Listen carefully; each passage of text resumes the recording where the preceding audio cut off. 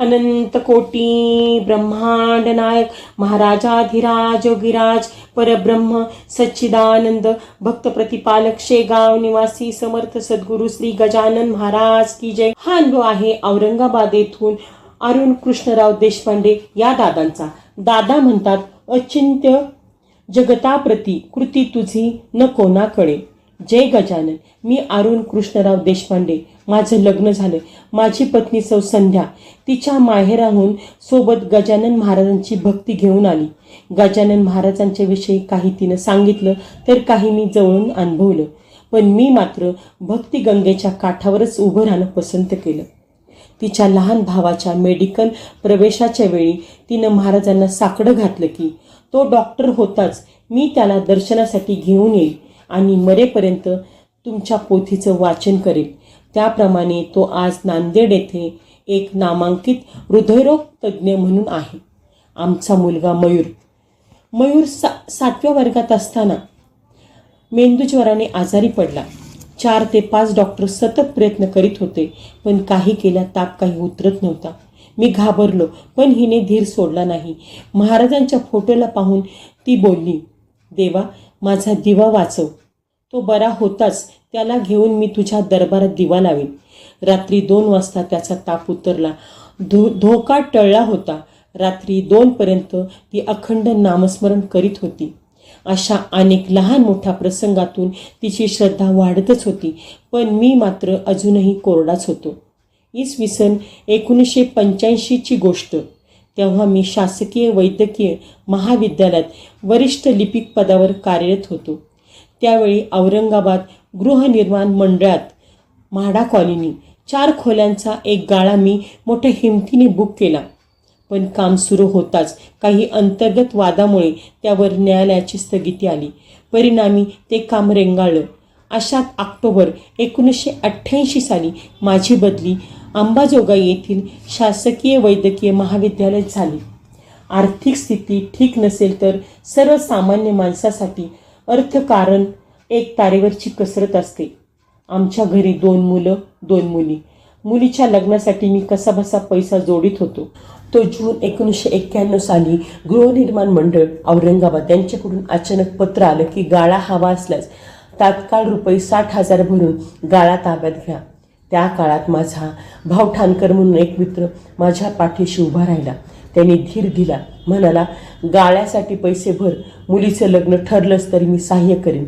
मी पैसे भरून गाळा ताब्यात घेतला। या गाळ्याचा मासिक हप्ता 1,500 रुपये होता। तो माझ्या पगारातून भरणं मला शक्य नव्हतं। तेव्हा डोक्यात एक विचार आला की काही दिवस घर किरायाने द्यावं आणि एकाच्या मध्यस्थीनं दंडारे नामक लाईटचं काम करणाऱ्या एका व्यक्तीला घर किरायाने दिलं। त्याला घर काय भाड्याने दिलं, तिथेच दुर्दैव आड आलं। त्याने 2-3 महिने किराया दिला, पण नंतर पैसे देणं तर बंदच केलं। उलट तो गाळा स्वतःच्या नावावर करण्याचा प्रयत्न सुरू केला। ही बाब माझ्या कानावर येताच मी शासकीय कर्ज काढून एक रकमी 1,80,000 रुपये भरले व न्यायालयात खटला दाखल केला। शहाण्याने कोर्टाची पायरी चढू नये म्हणतात, पण इलाज नव्हता। एकीकडे कोर्टाच्या तारखावर तारखा। त्याच काळात म्हणजे 5 फेब्रुवारी 1992ला मोठ्या मुलीचं लग्न, त्यासाठी कर्ज, घराचा हप्ता, त्यातच मातोश्रीला झालेला जीवघेणा कर्करोग, भरीसभर नांदेड इथे बदली। देव माझी कठोर परीक्षा पाहत होता। कधी कधी तर नांदेड ते औरंगाबाद तिकिटासाठी पैसे नसत। अशी 5 वर्ष गेलीत। अत्यंत हालाखीत आम्ही दिवस काढीत होतो। ही मला धीर देत होती, म्हणायची, महाराजांच्या चरणी नवस बोला, ते नक्कीच आपल्याला यातून मार्ग दाखवतील। त्यांना म्हणा, काम झाल्यावर शेगावला 1 दिवसाची प्रासादिक पंगत देऊ। मी तिच्यावर चिडून म्हणायचो, माझे काम झाल्याशिवाय मी महाराजांच्या दरबारात पाऊलसुद्धा ठेवणार नाही। 6 मार्च 1996ला कोर्टात तारीख होती म्हणून मी औरंगाबादला जाऊन आलो, पण घर मिळण्याचं काहीच चिन्ह नव्हतं। मी हताश झालो। अशात 9 मार्च 1996 रोजी हिचा भाचा सचिन मात्रीकर याचं नागपूरला लग्न होतं। मुलाचं मॅट्रिकचं वर्ष असल्यामुळे मी आणि लहान मुलगी वैदेही आम्ही नागपूरला जाऊ असं ठरलं। मला आठवतं 7 मार्चला पहाटे मुलगा अभ्यास करतो आहे की नाही ते पाहावं म्हणून उठलो आणि पुन्हा झोपलो। 4:30ला माझा डोळा लागला आणि त्या पहाटे मला स्वप्न पडलं. मी आणि मुलगी वैदेही स्टेशनवर बाकावर बसलो आहोत. पांढऱ्या शुभ्र वेशातील गजानन महाराजांच्यासारखे दिसणारे एक गृहस्थ काठी टेकत माझ्याकडे आले आणि मला म्हणाले. विचारलं, कुठे निघाले? म्हटले, नागपूरला. अच्छा, विदर्भातच जात आहात. एक काम करा, शेगावला जाऊन महाराजांचं दर्शन घ्या. मी त्यांना माझा निर्धार सांगणार. त्यापूर्वीच ते म्हणाले, तुझं काम तर झालं आहे, जा शेगावला जा. मला लगेच जाग आली. मी लगेच घरच्यांना जागं केलं आणि शेगावला जाण्याचा निर्णय जाहीर केला. पत्नी म्हणाली, तुम्ही ठीक आहात ना? कालच औरंगाबादहून आज आलात, आज हे काय? पण माझा निर्धार पक्का होता. 7 मार्च 96ला रात्री नांदेडहून निघून 8 मार्चला आम्ही शेगावला पोचलो. दर्शन घेऊन कार्यालयात गेलो.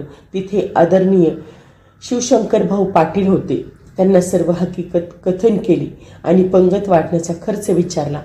तो खर्च 10,000 रुपये होता, पण तेव्हा माझ्याजवळ 6,000 रुपये होते. पण भाऊंनी परिस्थिती समजून घेतली.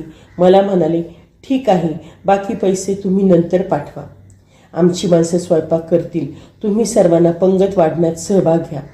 त्याप्रमाणे तेव्हाच्या पद्धतीने आम्ही पंगत वाढल्यावर आमची वेगळी पंगत वाढवून आमचं छान आदरातिथ्य केलं.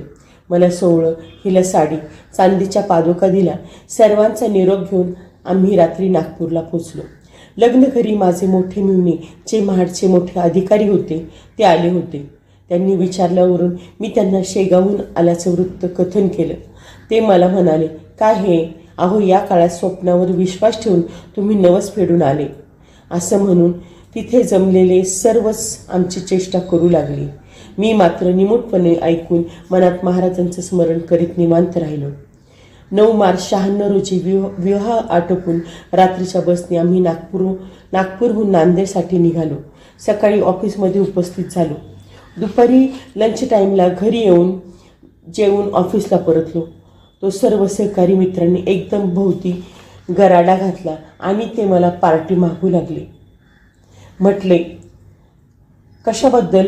तर म्हणाले, पहिले पैसे हातावर ठेवा, मग सांगतो. मी पैसे देताच माझ्या हातावर त्यांनी तार ठेवली. ती पाहताच मला आश्चर्याचा धक्का बसला. रातोरात दंडाऱ्यांनी घर रिकामं करून पलायन केलं होतं. तार होती. घराचा ताबा घेण्यासाठी ताबडतोब या.